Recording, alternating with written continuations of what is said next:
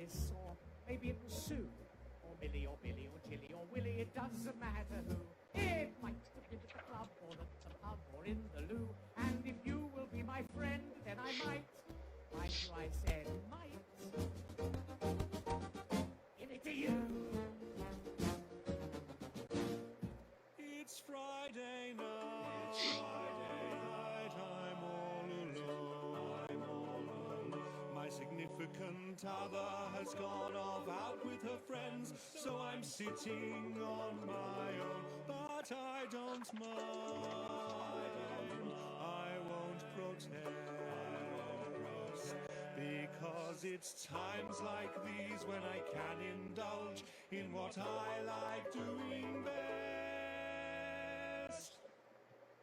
Don't need no one because I'm getting pants drunk. An evening in, I love to spend it pants drunk.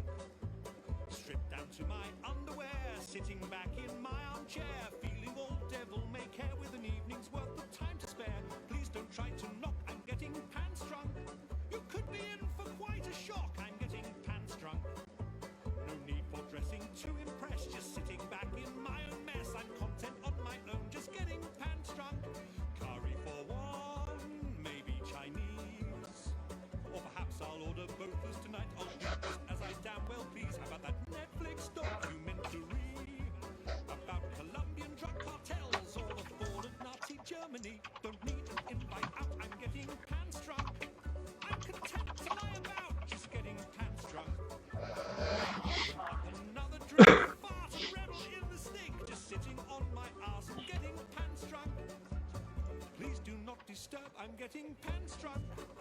There's nothing more superb than getting pants drunk. Look up history on Wikipedia, be deliberately contrary on social media, troll and cause an online fight, then watch it carry on all night. Don't feel bad for me, I'm getting pants drunk. You probably don't want to see me getting pants drunk. Roaming around the house all wild and free, disregarding all sense of dignity. Nights at home were made for getting pants drunk. The World Wide Web at my fingertips, a source of endless fascination with my lager cotton chips, but not forgetting the incognito setting. A gentleman never subjects a lady to a search history she may find upsetting. There's nothing I love more than getting pants drunk. A night spent in is there for getting pants drunk. Never do I feel more grand than when I'm scratching my balls and sniffing my hand. I'm happy on my own, just getting pants drunk. Okay, ladies and gentlemen listening to this at home, I would like you to do me a favor, if you will. Please repeat after me. Pants drunk. Pants drunk. Pants drunk. Pants drunk. Pants drunk. Pants drunk. Pants drunk. Pants drunk. Don't need no one because I'm getting pants drunk. Pants drunk. An evening in, I love to spend it pants drunk. Pants drunk. Stripped down to my underwear and slouching back in my armchair, feeling all devil-may-care with an evening's worth of time to spare. Please don't try to knock, I'm getting pants drunk. You could be in for quite a shock, I'm getting pants drunk. No need for dressing to impress, just sitting back in my own mess. I'm content on my own, just getting pants drunk. No one to judge my choice of tunes.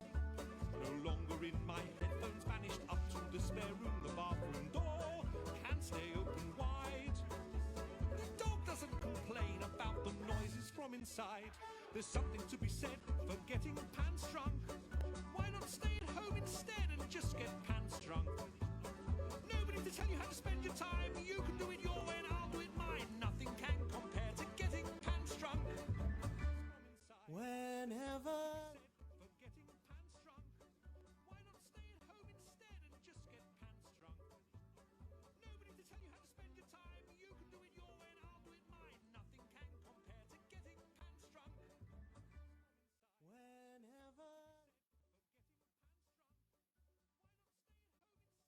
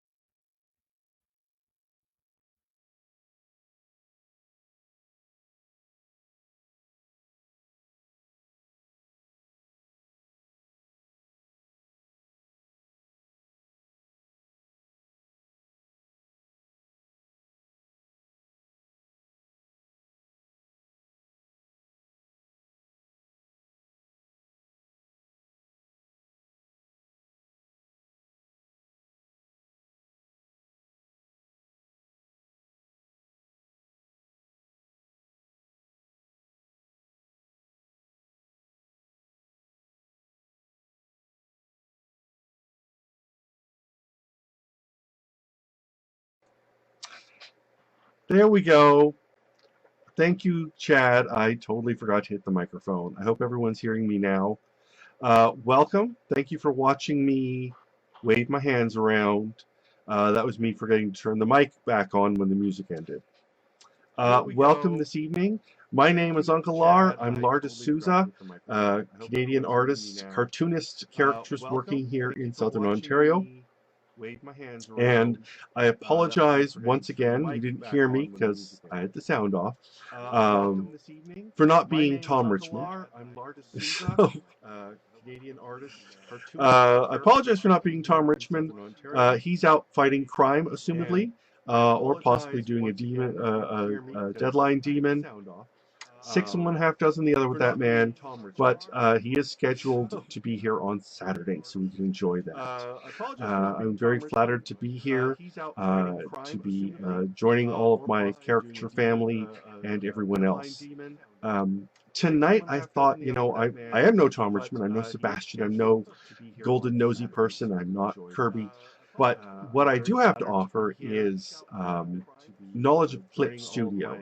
And hopefully tonight I will be showing you some advanced techniques that you don't already know if you are a Clip Studio user or considering getting Clip Studio for doing your illustration work and caricature work. Well, there should not be two audios going. Tonight I will be showing you some advanced techniques that you don't already. There should not be two audios going. I apologize if there's an echo. I do have an echo going on.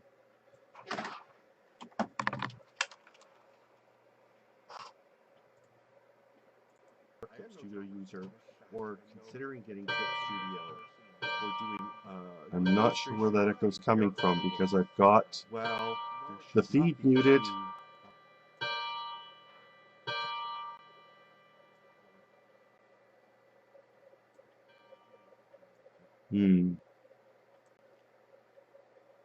No echo now, but you can still hear me?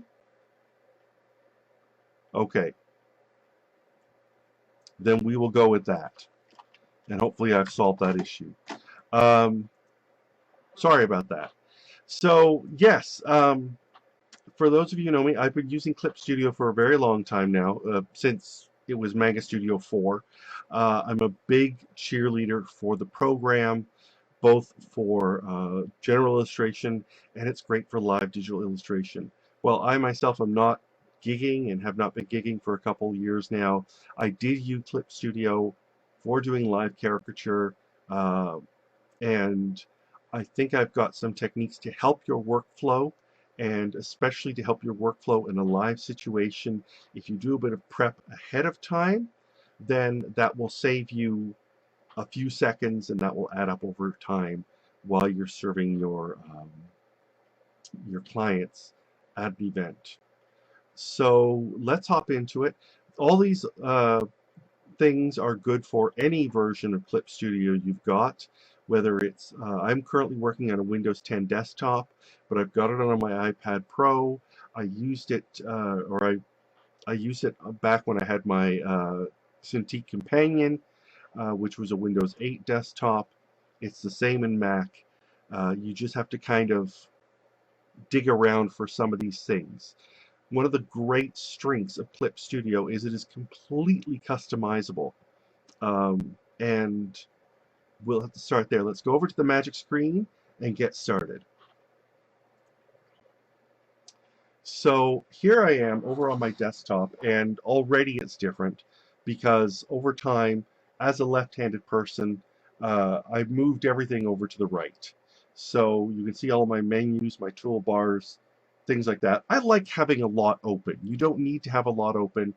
Up at the very top, there's a 1 arrow and a 2 arrow on a double arrow and a single arrow on each of these boxes, and you can just, by clicking the single arrow, it compresses it. This is a great way to work.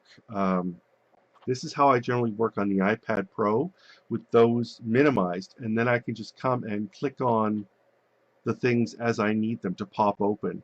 And especially with some of the other tools like the brushes and whatnot, if you click and hold and it just open and close real quick as you need to, and otherwise gets them out of your way. I'm going to keep them open because I am on a Cintiq 21-inch. It's old, but it's a workhorse. So I'll keep everything open so we can see things. What I've currently got open is a template I last used in 2018 for doing caricatures over at the Christmas Bazaar, the ladies' bazaar over at our church. And there are things about this organization that I think are worth starting with. Presumably, you know all the basic tools by now. You know how to open and save and whatever. And as we go, I'm going to talk about customizing your tool set, your command bar, and maybe some actions as well. But let's start here. Let's say you've been hired to do a gig, and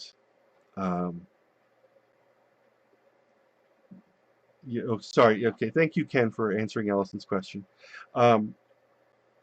You've been hired to do a gig, and you're given a template. You want to set things up ahead of time. So one of the things that you can do is to save templates into your materials library. Clip Studio has what it calls their materials, which is essentially a library of things. It comes with literally hundreds of things, patterns and special effect word balloons and things of that nature, but you can very easily add your own. So there are things that I do there, and you can save them. And the very first thing you should think about saving is your workspace. Once you've customized everything, it's very good to go to Window, Canvas, or Workspace and register Workspace as material. What this means is if you're working, say, on your iPad and you sometimes like to work landscape and you sometimes like to work portrait mode, you can rearrange your menus and such, and then save a portrait workspace and save a landscape workspace, so that with a click, it'll reformat your screen, put all the menus where you want them, and move everything else out of the way. So that's a very important thing for when you're working remotely. But here, I have it saved so that if I ever have to reinstall it, I've got that information, and I can just reload my materials library and click, boom, I'm reset and I'm ready to keep going. So a lot of what I want to say, though, is the materials are a very, very powerful resource and one that should be taken advantage of. So in setting up my my template, you can see here I've got one folder marked frame, and inside that folder not only do I have my Christmas border and I've got my text for things, I've even got my signature in here, and then I've locked it all. On top of the layers subpalette here, there's a number of different options. One of them is the lock layer. Whether you put this above or below, if you like to draw on top of your template or below, locking this will lock it. You won't accidentally draw on it. You won't accidentally move it. That's something I'm sure a lot of people do already in Photoshop or whatever else they're using. Then I've got a folder below it where I have a line layer and a color layer. That's how I like to work. Very cartoony. I've also got a shade layer, and I'll get to that in a bit. Then I've got my sketch layer. Now, the importance here is you'll see there's a little pencil, and you can turn on the sketch layer also up here, or draft layer. What that means is that layer is non-printing. If I forget to turn that layer off, and I've done some sketch work or I put anything on that layer, it will not print. It will not save. If I export this to a JPEG or a TIFF or a flattened file, that layer will go away.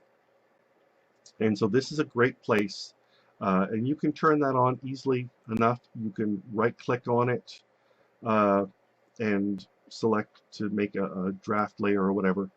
The simplest way is to click on one of the icons, either up in your command bar up top, by your menus, or by choosing, your new layers or whatever, new raster layer. But the advantage of that is I've got another draft layer up here that's not on right now, marked palette. If I turn that on, you'll see I put my common skin tones and their kind of blush equivalents here. So without having to go over, I know I have too many colors in my color palette set, but I like that color palette set. I'm used to it. It's the basic Pantone set plus a lot of extras that I've made over time. But in terms of a gig, I've got all my basic flesh tones, a couple of eye colors, a couple of hair colors, whatever. I put them there. I save it as a draft layer, or I activate the draft layer. That means, again, if I forget to turn those dots off when I send it to print, it's not going to print. I'm not going to worry about it, and I can lock that layer as well so that I don't accidentally draw on that layer or anything else like that. By the way, if you have any questions as I'm going along, please put them in the thread. I'll do my best to keep an eye on it. I'll be happy to answer any questions, even after the fact. If you want to email me or message me, I'm always happy to talk shop. So, like I said, feel free to let me know if there's something you want clarification on, or anything of that nature. But I'll just otherwise keep on going. And of course, this video will be saved here on the ISCA page, so you can watch it again at your leisure. So, aside from that, after my sketch layer, I like to have a couple of rulers on the layer. So I've got a vertical line ruler, and I've got a horizontal line ruler, and then I've got a guide ruler that just shows me where the center of my image is. That's just me. Sometimes you want to draw a straight line, and I like to snap that too. You might also want to consider putting a symmetry ruler in here, which I find is very helpful. If you see that you got a lot of guests with glasses on, perhaps, put down a symmetry ruler, and then you can just bang out the glasses real fast, even if you decide to put them on a different layer. That's something I like to do sometimes, where I will make a vector layer. So let me pull up another one. This was one of the ladies I did at the show, and you can see this shade layer allows me to do really quick cell shading. And what this layer is a tonal adjustment layer. It's a correction layer. In Photoshop, it's called an adjustment layer. So when I put in a tone curve layer, and what comes up is this histogram. And generally when I'm doing my cartoons, I like to use this for my shading instead of using something like a multiply layer or an overlay layer, or Debbie Schaefer, as far as my understanding is, you can, just like you can go back and watch Eric's from earlier, or Sebastian's, this should be there for a time, unless ISCA takes it down. So it should be saved there. But then if you just pull the center of this curve down, what that does, you can see when I do that, everything is darkened along a computer math magic thing. The computer automatically pulls it down. You can get some other wild effects if you really mess with the curve. But you know, the basic curve is just straight. If you pull it up, you can highlight. I like to pull it down just a little bit in the center. And what that does is everything below that layer, below that new tone curve we've made, but not outside the folder, is affected by it. And anything above it is not affected by it. So this is a great way to do instant shading. And I find that the tone curve works better than multiply or overlay or any of those layer effects more often, because sometimes you'll get like an intense color that doesn't take the overlay well, or a very light or very dark color. None of them are 100% perfect. None of them beat just painting over top, but this works very well as a shortcut. After that, you'll also see I can, it's got a quick mask on it, so I click on that mask and I fill it. which is just Control Backspace or clear it. So right now there's nothing in there. And I can take my pen and I can take a black, and as long as I'm on the tone curve, on the mask of it, I can draw in the mask and fill the mask with color, or with just solid, and quickly get a shade effect. Now, I can set my bucket fill to refer only to the editing layer so that I can draw my shape in the mask and then fill it. But that's like a couple clicks. Lar, you're crazy. I hear you saying, Lar, you're crazy. But, but I got something better for you. There's a tool that will allow you to do that all in one step. Especially some of you, I know I've seen people, I think Greg Dolan's one of these people who uses, I think it's Autodesk Sketchbook, where they use a vector fill kind of effect, where they'll draw a shape and the shape will fill. There's a tool called a lasso fill, just like your freehand lasso shape that's up in your marquee thing. However, this one is hidden under your direct draw shapes. So in my case, that's bundled into the subtool underneath the rulers. And the lasso fill, you draw with your lasso, and it automatically connects and fills. So that's a super time saver when you're in this kind of case where you can just quickly draw some shapes, and bam, bam, bam, you're filled. Oh, Lar, now I have to remember to go find it underneath the Subtool panel. No, you don't, because Clip Studio is infinitely customizable. So to save yourself some problems, as not only are you customizing your work, your file, but you customize your layout of your toolbars and your command bars as well. So all you have to do is, I would say, right-click on the lasso tool, duplicate subtool, going to make another one, then click on that and drag it up into a free spot in your tool palette. Now that tool is exactly where you want it. You don't want it there? Put it up here. You don't want it there? Put it right next to your brush. You don't want it at all? Right-click on it and delete it. And do what you want. Get rid of the tools you don't use. Customize, customize. Customize your tools, your subtools, your layers, all of this. It's a little bit of time ahead of things, but it will save you so much time in the long run. I have people say to me, Lar, they say to me, Lar, how can you be so fast? Because I know where everything is. Because I put everything where I want it, and I can find it. That's often the biggest problem with Clip Studio is people say, I know it's there, I just can't find it. Well, hopefully I'm helping you find it. And then in finding it, you can put it where you'll remember to find it again. And once you put it all in those places, save your workspace. And then you don't have to worry about it again for a long time. So, moving forward, the lasso fill tool.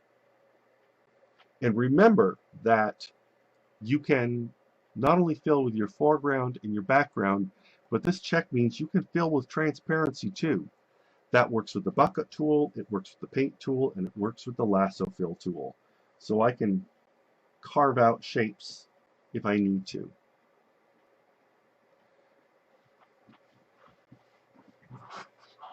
We all good? We're all good. Okay. Now, when I'm all done, before the next client sits down, and I want to send this to printer, I don't have to worry because even though my palette has been left on and my sketch layer has been left on, they're not going to print. But then you also need to save a copy, usually a JPEG or a PNG, to give to the client later, to upload later. And that means going File, Save As, Select, blah, blah, blah. No, up here, I've added Export TIFF, Export JPEG, Export PNG to here. I've customized my command bar. So all I have to do is go bam, and it's going to save it as a PNG. Bam, it's going to save it as a JPEG. And all I have to do is add the sequentials to the file points at that point. If I need to save the layered files, then yes, that's a good old-fashioned save. But in terms of exporting, it just to save you that step of afterwards, instead of having to go back and open up, you know, the dozens of files of the faces you've drawn that night, you can save as you go along, and you can save that file while it's printing or something else like that. And while it's printing, you can set up again. How do you customize that? File, command bar settings, right there. And from here, I can go and say File, open up the File menu. I want to export a single layer. I want to say I want to do a target file. I don't even know what target files are anymore. Say I want to do a target file. I say Add, boom. It's put a little target file icon up in my command bar. I can grab that. I can move it. If I want it somewhere else, I can take it off, and I can delete it. It's a great way. Come up here, delete the things you don't want, put in the tools you do want. Customize, customize, customize your workspace. When you're done, save your workspace in the materials so that you don't have to worry about it anymore. It is a fantastic thing to do.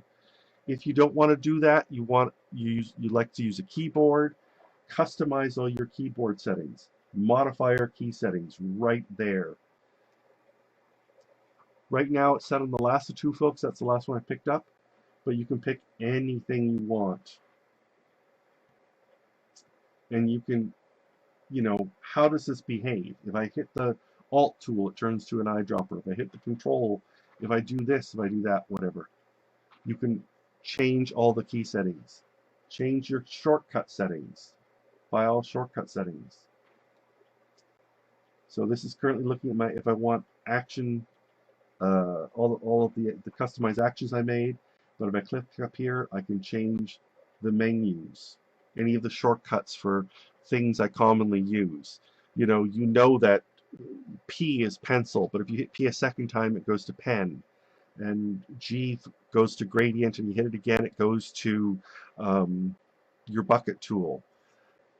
Customize, customize, customize. It will tell you if there's a conflict, and you can choose to change that. But it's worth investing the time.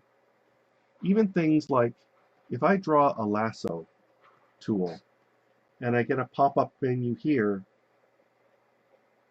one of those options is Selection Launcher Settings. I can now click on that, and up it comes again. I can customize even these. It comes up with a crap load that I don't need in my way, so I took them out. I've got my deselect, I've got my scale rotate, I've got my invert selection, copy, paste, quick mask, fill. Get rid of the extra. Customize, streamline it for your workflow, and those seconds add up.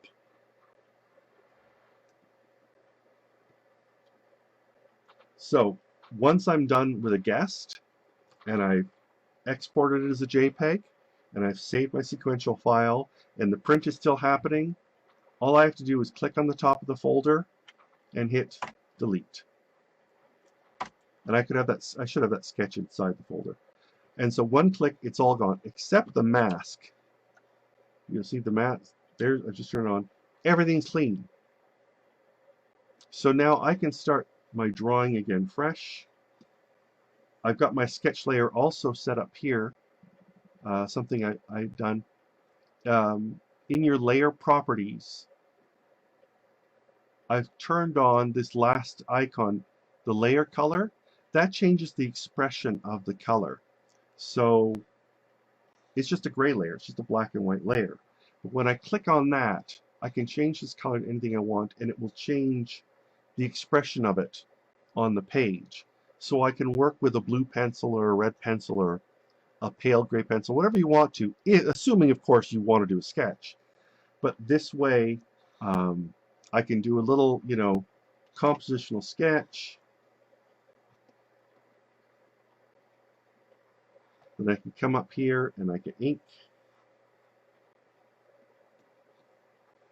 I can even use my layer color to quickly fill it, so I don't have to use the bucket tool.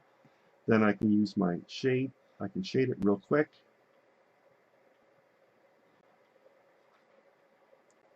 And I can send it to print. I don't have to worry about my sketch showing. I don't have to worry about the dots. Now, you might want to turn those off just because your clients might want to see them. But they won't print. And you can tell them, they won't print. I'm magic or whatever. However you want to make that line work for you. But there you go. And once again, I'm done. I export it as a JPEG. I send it to the printer. And while it's printing, I clear it. And I'm ready to start again.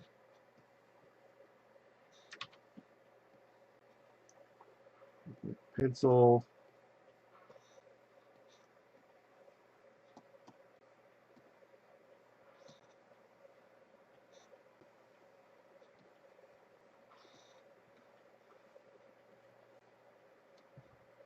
And I'm ready to go again.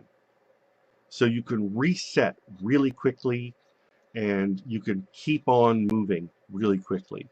So the screen clears, they know to get out of the chair, and they can watch the printer happening for a second while you get that next person in the chair and start considering what's going on.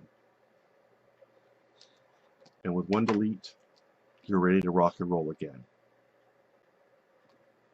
So those are some of the tips I've got when working live. Now, one of the things I mentioned was saving all these layers as a template. One of the things I like to do when I'm working here at home, I have certain things I like. I have certain layer setups I like. And it's time consuming to set up layer after layer after layer and name the layers. Name your layers, people. Gotta name the layers. Gotta set things up the way you want. Well, talking again like we did about the materials library, not only can you save things you've drawn, but you can save, patterns and images and things like that. This is if you perhaps got a theme going on, you can draw a bunch of props and have them ready for you. I was doing coronavirus and I saved a virus kind of thing. But you can save, and you'll see even like when I pull the virus out, you can see over here, the virus is in a folder called virus with its own line and its own color layer, so I can edit that if I need to. So you can save not just single layered images, but you can save layer files. So if you are going to make this, word hard, this is why we're artists, this is why I'm an artist, to save a multi-layer setup to use in future files. For example, you like this setup, but this is a 4x5 or a 4x6, and you need to do it for an 11x14, and you could open this file and then edit the canvas and then waste of time. Grab all your layers, highlight all the layers, and go to Edit, Register Material, Template, and then name it however you want. Let's name it Christmas.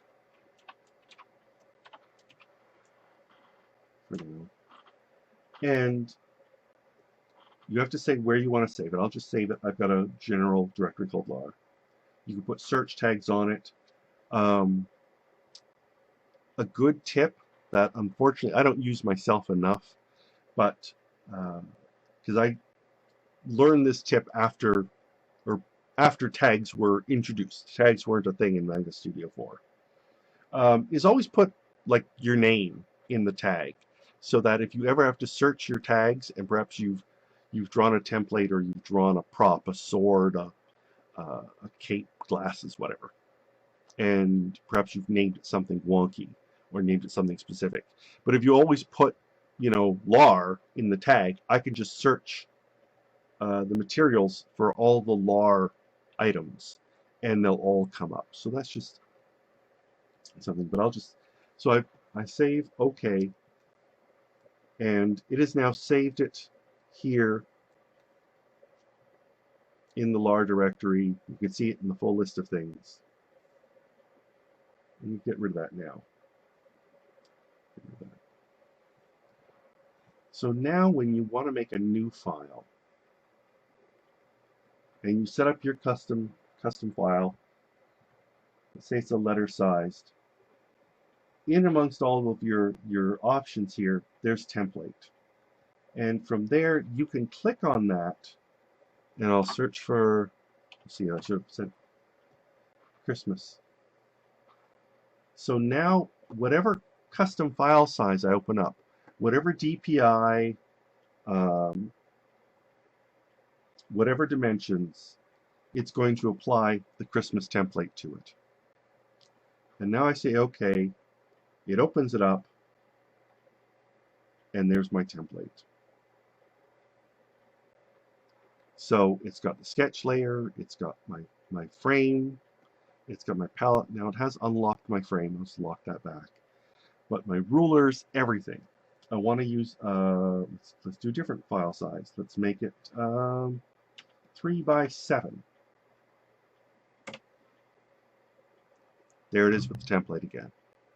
I use this one especially for when I'm doing my comics, because I can open up a blank comic, and it can have my banner, it can have my, my daily comic, which is a 4-panel cell. It can have the title, it can have the 4-panel set up, it has all the layers and frames set up. When I'm doing my Sunday comic, it's a different format again, it's a different layout, so I've got a different template for it. And for my just day-to-day, I want to do something, I've got my blank custom. Oh, of course, when you're all done with your custom stuff, you can save it right there.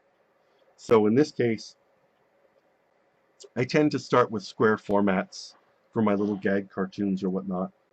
And I've got my setup 2018. I save it, I open it up, there it is. It's got my rulers, it's got my sketch folder, it's got my line folder. I like having this, I have a pink non-printing layer so that when I'm filling in colors, this neon pink is not a color I normally use. So this is a great way for me to find those holes in the fill, if they're not, spotting the little missing pixels kind of thing. But then, I've got it, and I've got it forever. And I can apply those templates to whatever other custom file size I need.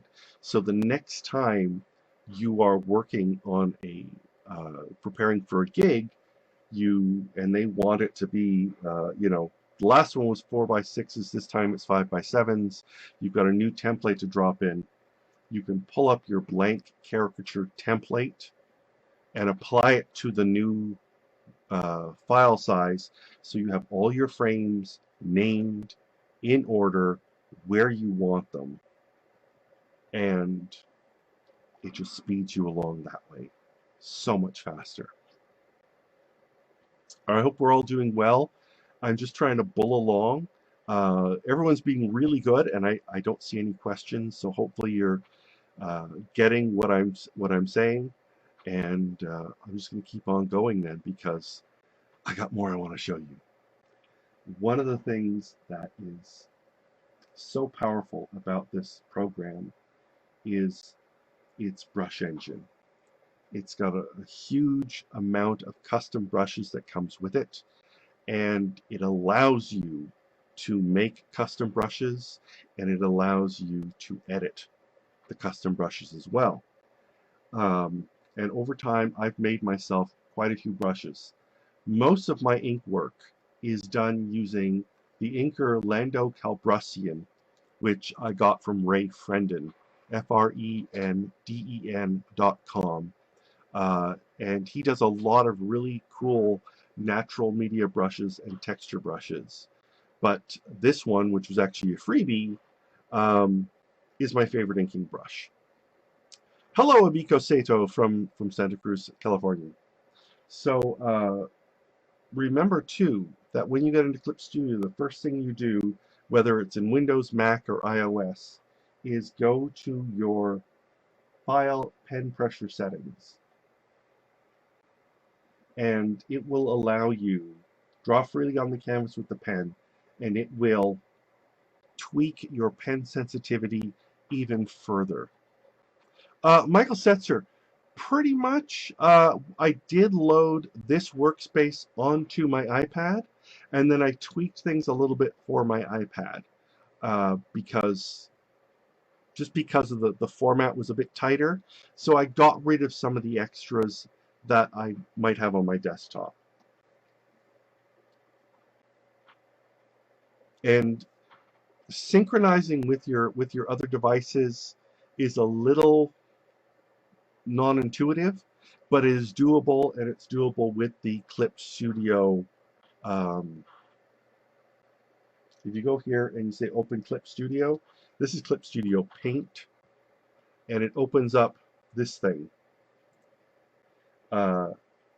And so you have to log in to take advantage of it, but it will allow you to synchronize across devices. Oh, I've already got it open somewhere. All right, well then go away, you. Here you go.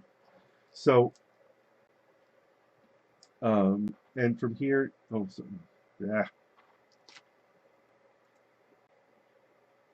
I'm clicking too fast.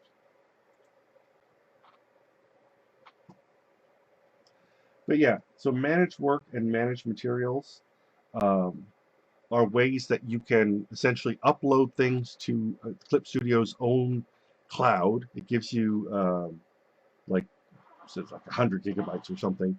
And then you go to your other device and download them from there.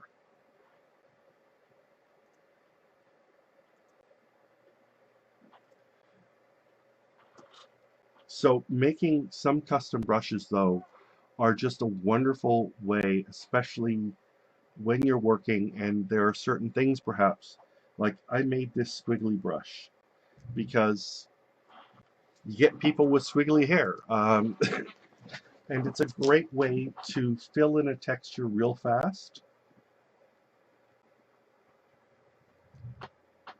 without using a solid block of black or color or something else like that. This one's really fast and easy to do because it doesn't have to match up. If you see, if I draw in a straight line, there are gaps. There's a couple gaps that are happening, but it doesn't matter in this case. But I made a dreadlocks brush.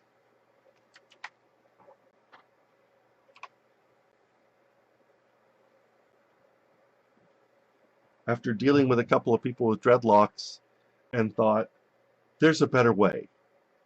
Of course, now I don't live gig anymore, but if I ever did have to draw dreadlocks, I now have a dreadlocks brush. And this is a great way to add some special effects. I made this bat cloud.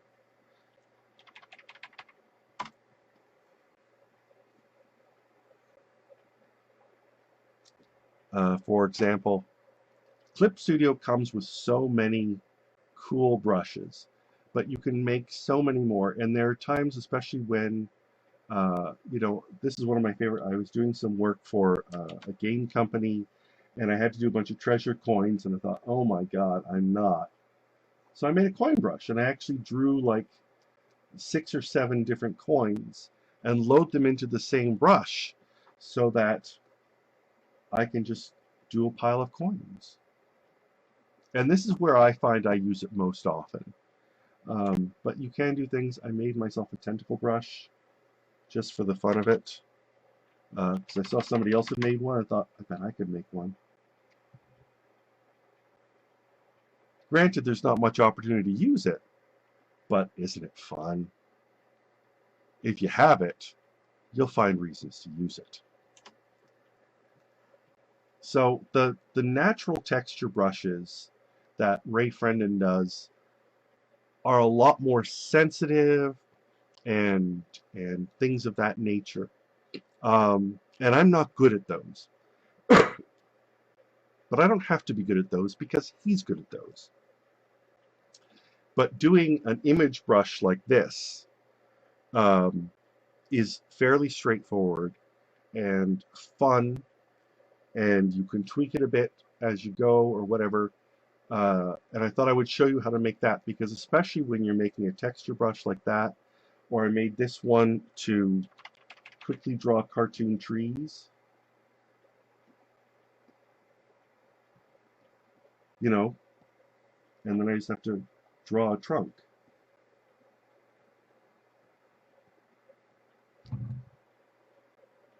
And you got a tree without having to draw each one of those little bumps with a regular pen.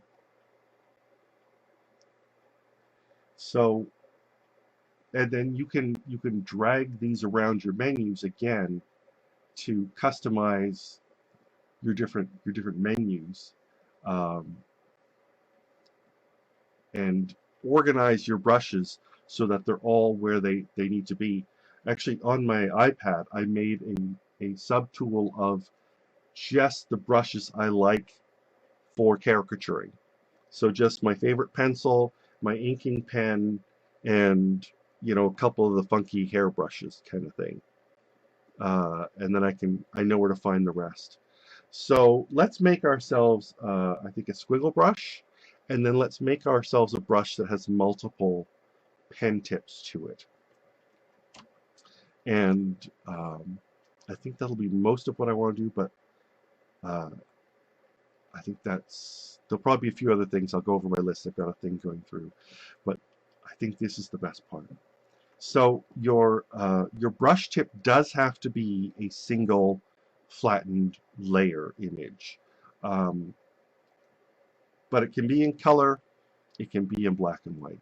That's fine. So in this case, let's just make, let's just take a flat brush, and I'll make a couple squiggles.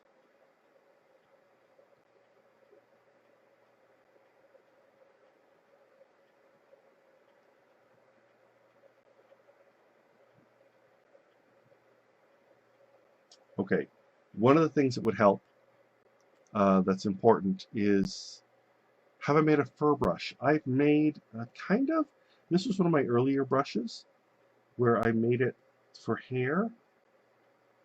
I should go back and tweak it, but it does a good job. You can see it's lighter, but it does create a fur effect very nicely, a hair effect. You know, let's do that first, because I think that'll be our single tip one. I know, because I'm on this one, so let's just finish this one.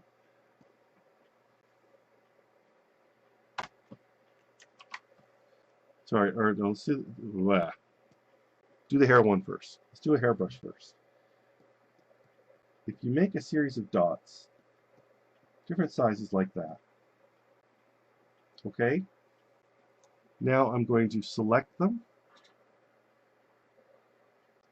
and I go to Edit, Register Material, Image. I'll call it hair for now.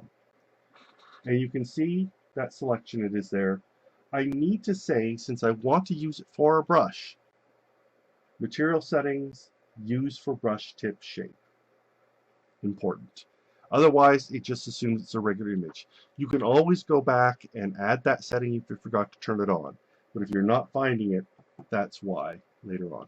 And you have to save it somewhere. There is a brushes folder under image materials. You can save it there. There. Hair. That's my brush tip.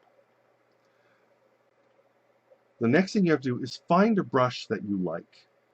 Find a brush that has the thick and thin qualities, or has the repeat pattern qualities, or something like that. Find an existing brush that you like to use. So I'm just gonna, they've got this is one of the default ones. No, I don't like that. Okay, there's my favorite inking brush. Let's use my favorite inking brush. I'm going to right click on it, I'm going to duplicate it, and I'm going to call it my hair test. And it makes a new one right at the bottom here. Now I go down into my tool properties, and if you don't see your tool properties, go up here to Windows, find where it is, and turn it on. Because we actually want to go to the subtool detail as well. And I can turn that on there, or I can turn it on by clicking the little wrench here in the tool properties. And I go to brush shape, brush tip, and here is where I need to add. Right now it's on circle, default shape. I'm going to click material. I click the add brush tip shape. It brings up my directory of brush tip shapes. I can search on hair. There's the one we just created. I select it. I say OK. And you can see in the preview box how it looks. And I can also come over here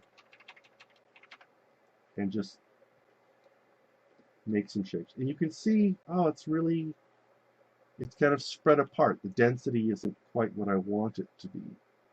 So I'm just going to come in here. I'm going to kind of play with these settings a little bit. Maybe I want to reduce the thickness a bit. That's bringing them together a bit better. I can still see some stuttering. Maybe this isn't even the brush I want, you know. Stroke. Okay, let's just try putting, they've got a couple little graphics here to show us. We were on this one with a little spacing. There we go. We changed the spacing. We have a hairbrush.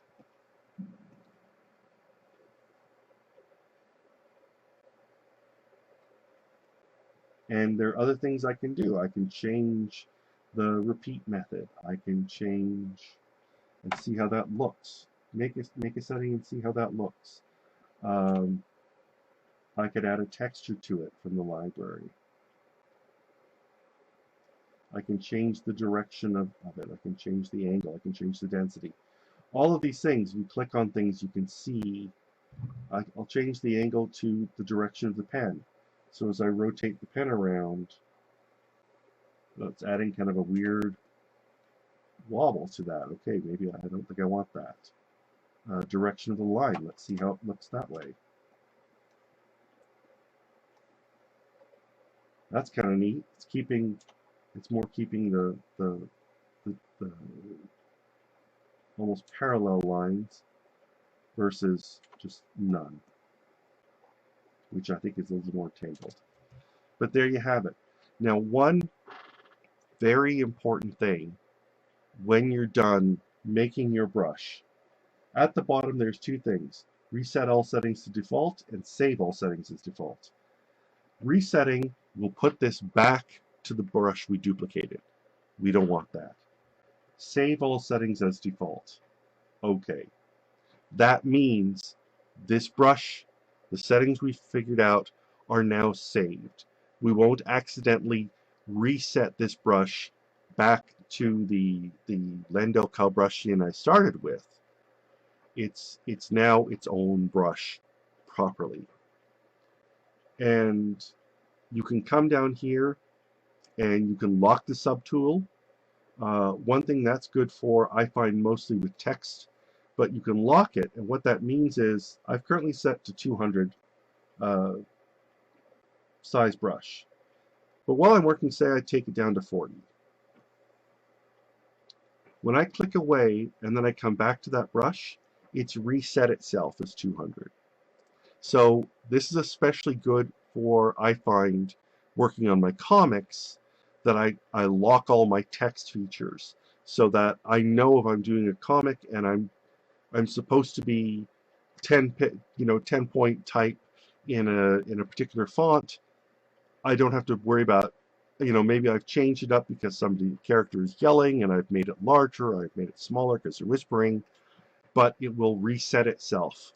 And I don't have to worry about losing those settings or remembering those settings as I'm working. I can trust that I've done it and just keep on going.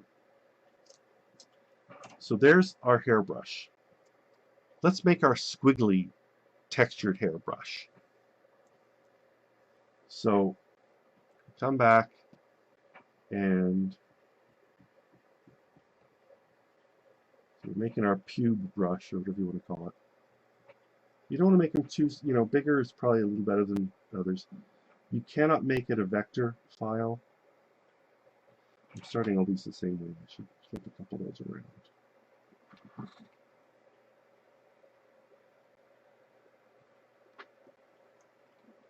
So I've made half a dozen. The next thing I'm going to do actually is I'm going to trim them so that they all, well, these are not aligned. They're all going to be the same height. Because I'm not worried about these ones being a continuous image matching, so the ends don't have to match, but they should be the same size to avoid having gaps in the line. Now I have to select each of these.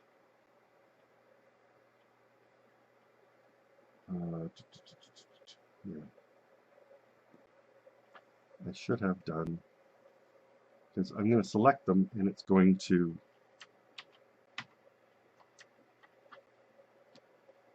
I'm going to put a line on the sketch layer. So I don't want to select too much of a area, because then I'll just be introducing white gaps again. So edit, register image, and I'm going to call it squig 01 as a brush shape.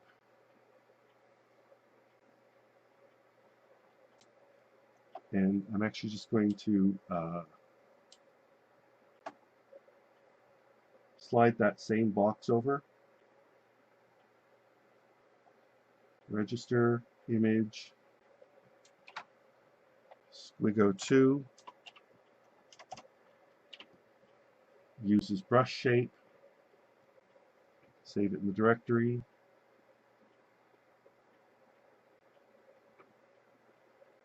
Edit, register, image, hairbrush, squig 03.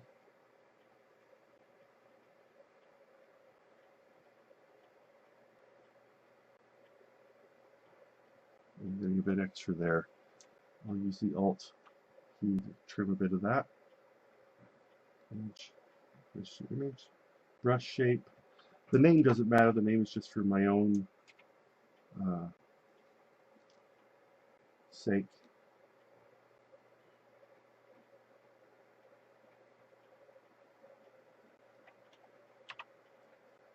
Edit, register image, use for brush, squig 05.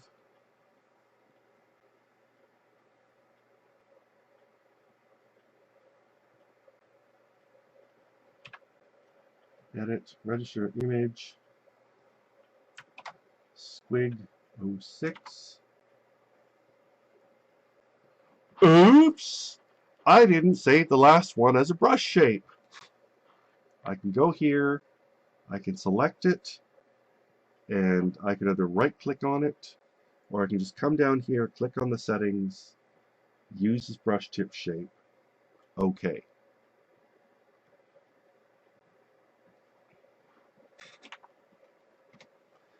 So, next step. Again, find a brush that you like.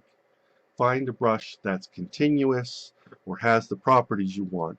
Since I don't really want a lot of thick and thin pressure kind of settings for this, I'm going to go and look at some of these ruler lines and choose something like the Wavy line tool that comes built in.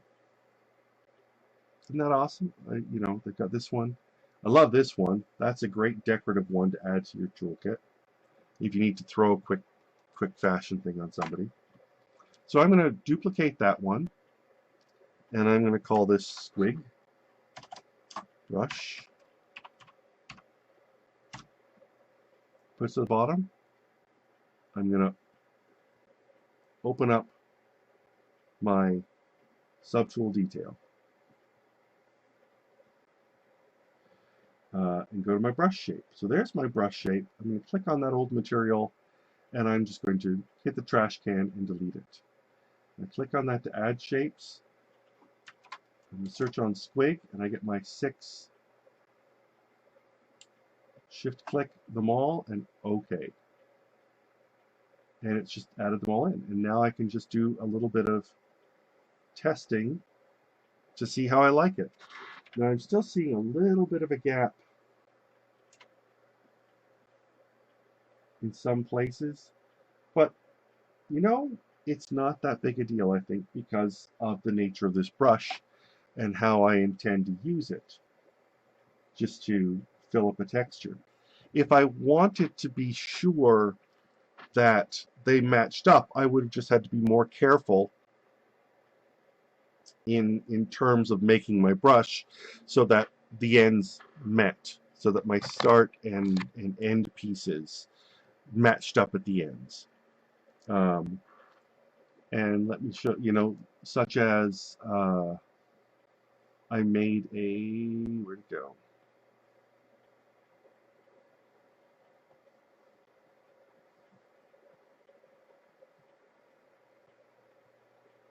Yeah, I made a barrier brush. Helps if I do it on the color layer so you can see it. So I had to make sure my diagonals lined up. I made a rope brush.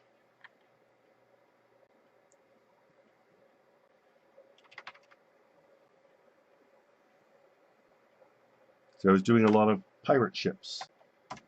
And so got to draw some rigging real fast. A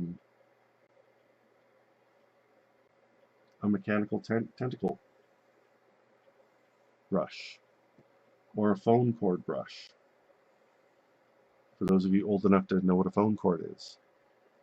Why make, because if I made it with just one can, in terms of the squiggle, like the tentacle is just one, because it's not going to be as noticeable a repeat.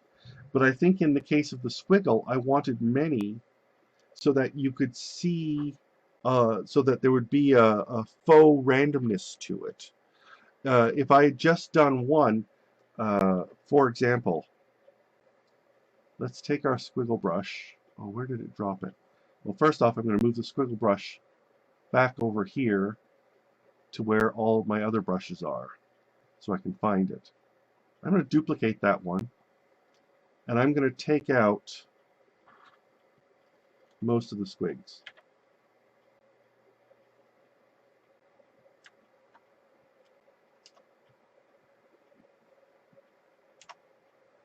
So I've only got one brush. And you see what's happening? I'm seeing, it's not a bad effect, it's just not the effect I wanted. It's a very pretty, but it's almost decorative. We're seeing the pattern. So sometimes you want a multiple tip brush to add that randomness to it. Sometimes, like my virus brush, it is just the one shape, but I chose a brush that allowed me the thick and thin. So as I press, I get larger, and lighter it's less, and there's little random ones. And so it's got more of a random factor to it so that I get the effect I wanted. There's different, you know, it's got a spraying effect. So the particles are spraying out in different manners. You can play with the density, you can play with the deviation of things. You know, you can really have it wild so that they're just all over the map. Or you can have it less so. You can even, you know, change the direction of things. I've got that set at random. I turn random off and they're more in a line.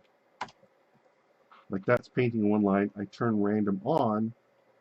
I paint the same line, and it's not showing off what I wanted to show off because I did something wrong. You know, let's try that one. So it takes that kind of, oh, a long one the length of 6. Yeah, I could have done that. Yes, Ken, I could have totally done that. But that, I think, would have been a very, you know, the other brushes I've seen, I'm honestly not sure. The other brushes I've seen haven't been like that. Let's give it a shot. What happens if we do one long squig?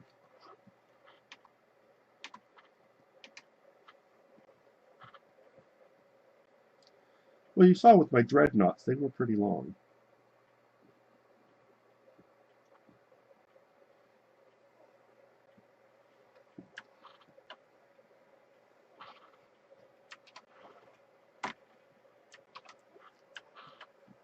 Edit, register, image,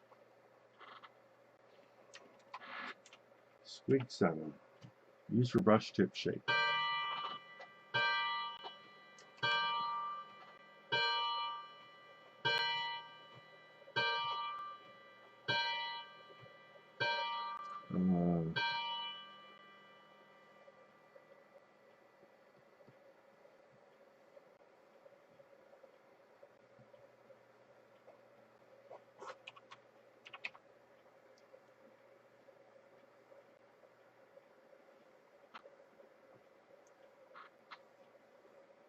Okay. So this is the new Ken squig brush, and this is our original squig brush. Yeah, totally works. But just there are times, and this is like, you know, how did I figure this out? I looked at how other brushes were made. I looked at like this. It comes with this great caution keep out tape line brush, right? Look at this thing. This is hilarious. But I looked at that. How did they make that? So I opened it up and I looked at it and I saw. Well, first off, for some reason the brushes tend to be oriented vertically. Your brush tips are vertical. I'm not moving too fast, Nick. You're just old. I'm sorry. It had to be said, okay? I love you, man, but, you know. That's okay, Nick. I'm moving fast, but you can watch this and you can slow it down so I sound drunk and watch it a million times. But I looked at how they did the other brushes. And so that helped me. There's a wooden fence brush. There's a wooden fence brush. And I looked at how the tip was made. And so that's how I figured out, okay, I start with one of these brushes and I edit them. And you'll notice, like, if I use this caution brush, but I use it on a black layer, I'm not getting the effect. And if I use it on a gray layer, I'm getting a gray effect. So there are things to remember. If, like, it's not working, you know, what is it you've forgotten? And it's usually something as simple as I'm on the wrong layer. I'm accidentally on a sketch layer. I'm, you know, something else like that. So those are things to be aware of. Also, great thing is it comes with just tons of patterns. But if you like to make your own patterns, simply. And when you're working on something, you can say you're doing a bit of fashion, and if you've got a few patterns already loaded, or you want to use some of the ones that come with Clip Studio, instead of using the lasso fill brush, which unfortunately can't, that I'm aware of, use patterns to fill, you can still say make a layer selection or your drawing selection, and then just drag some pattern into it. And there you got it. You can even scale your patterns within that selection. You can rotate them. So again, if you're gigging, set up early. Maybe with, before you get there, put in some maybe textured patterns or textured brushes into your layout. Save them. Save your workspace. Know where they are. And just be a effing wizard at this. It's going to totally wow them when you're buzzing along, and it's like, oh well, that's fine, but that's the wrong color. Well, I know, because this is ugly 70s wallpaper that I made. If you want to edit this even further, you'll have to go here.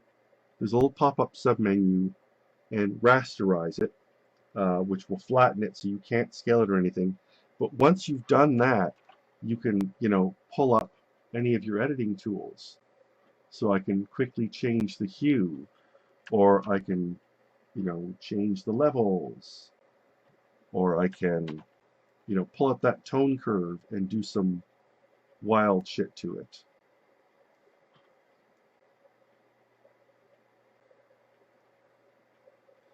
Michael Stelzer, do I ever work with 3D materials? I do not. Clip Studio does have the capability to work with 3D materials, but I've never studied 3D. And it's not so much out of my comfort zone as completely out of my concept zone.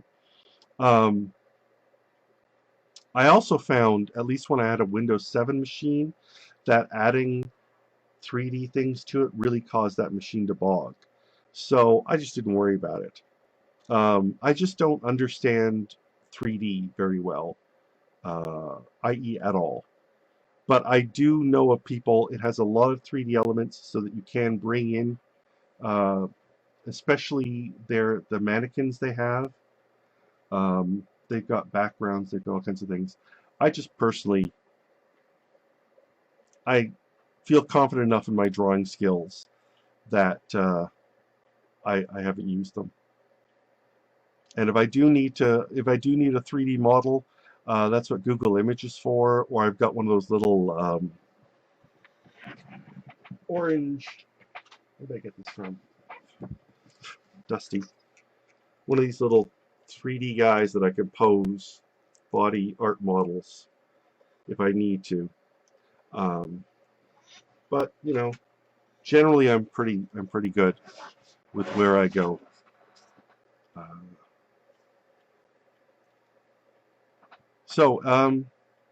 It's been about an hour and a quarter, and I've got dust floating around here now.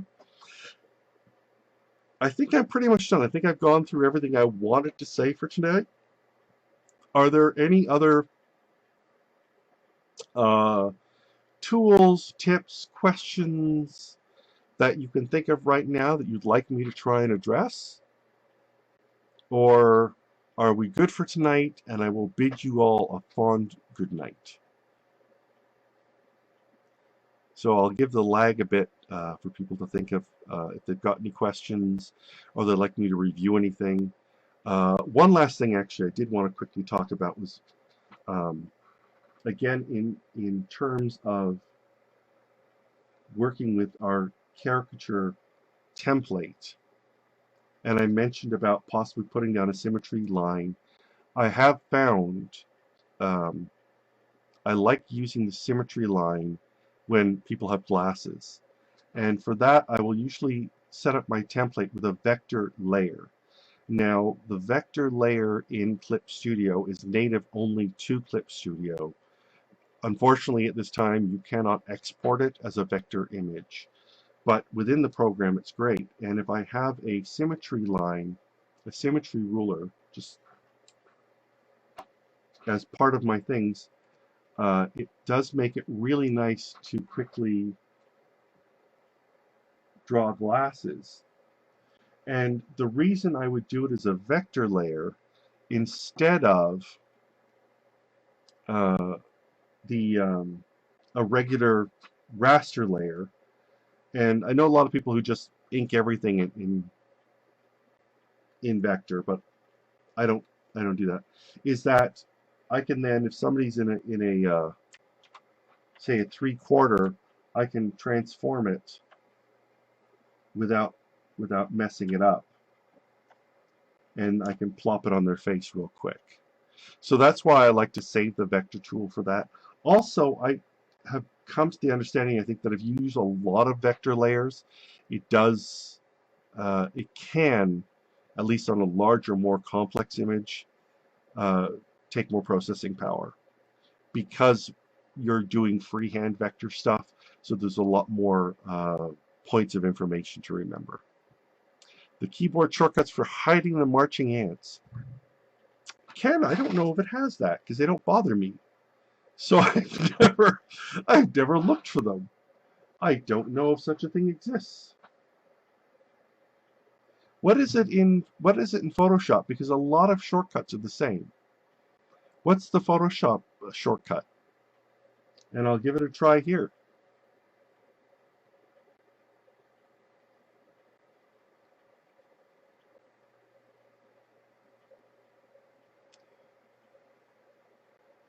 There's a lag.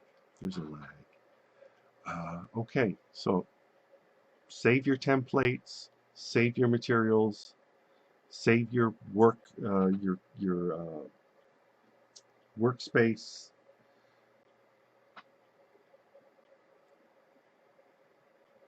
Making custom brushes, making custom layer templates, organizing. I think that's everything, like I said.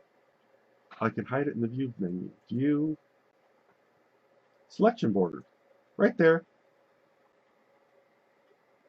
It's there. So if you want a keyboard shortcut for it, Ken, just go over here to shortcut settings. Main menu, view, selection border, edit shortcut. You can put whatever shortcut you want in it. And so you can put exactly the same keyboard setting as you're used to in it right now. Dodge and burn tool. No, I don't think so. Well, there is like color burn and color dodge as layer effects, Nick. But personally, I don't. Dodge and burn are photography tools, so I wouldn't have expected them here. I never used them in Photoshop because they were photography tools, and I'm rather heavy-handed.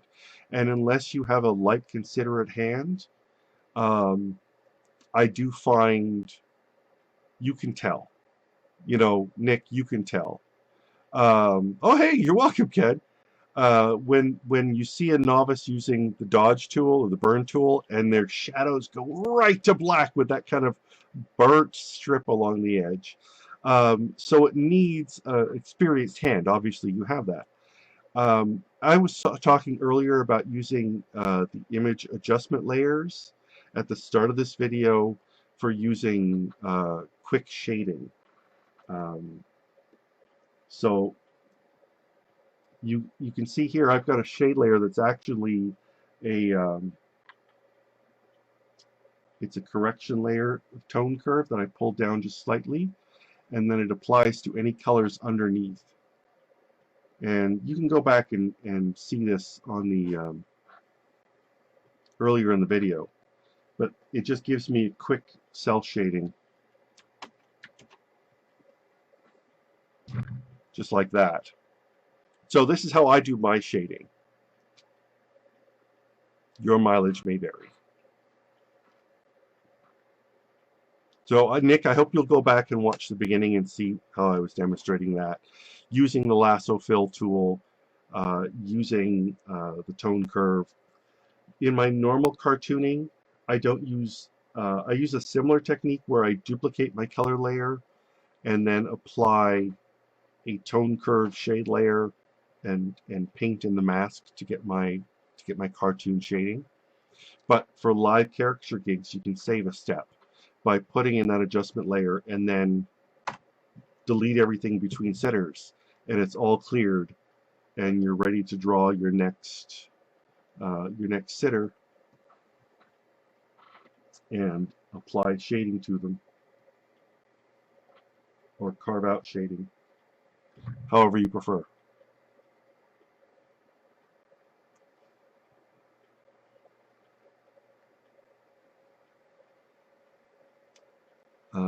So anyways, there's, and all the correction layers are up there, so you can play with however you like to do that.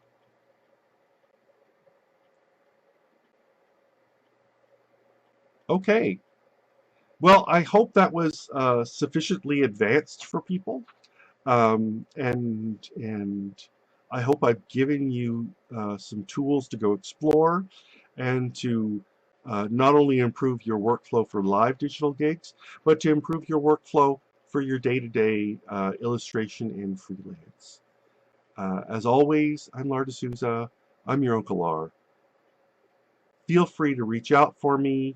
If you've got any more questions, I'll be happy to answer. I do a Friday night Twitch where I just draw and hang out, and I'm always happy to talk shop.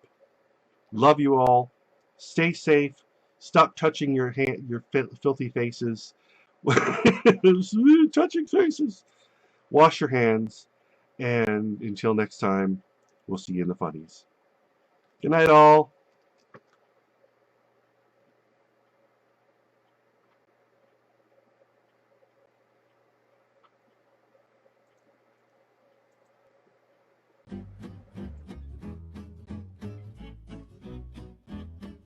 Spectacular, irregular, so jocular, ungular. Spectacular, irregular, so jocular, ungular. His hugs have the power to melt your melancholy. He's a fluffy rainbow ball of pure love. His hugs have the power to melt your melancholy. He's a fluffy rainbow ball of pure love. Spectacular, irregular, so jocular, ungular. Spectacular, irregular, so jocular, ungular. His sketch so prolific, his mashups are terrific, his imagination sources from above. His sketch so prolific, his mashups are terrific, his imagination sources from above. Everybody sing spectacular, spectacular, irregular, irregular, so jocular, ungular, ungular, spectacular, spectacular, irregular, irregular, so jocular, ungular, spectacular, spectacular, irregular, irregular, so jocular, ungular, spectacular.